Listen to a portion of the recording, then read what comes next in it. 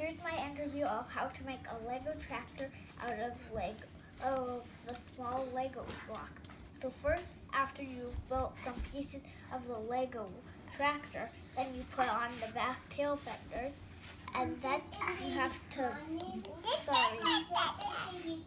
and then you have to put on the wheels after you put on the back tail fenders.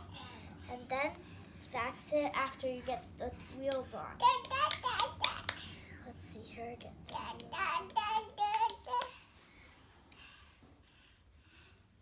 And then you've got your Lego tractor.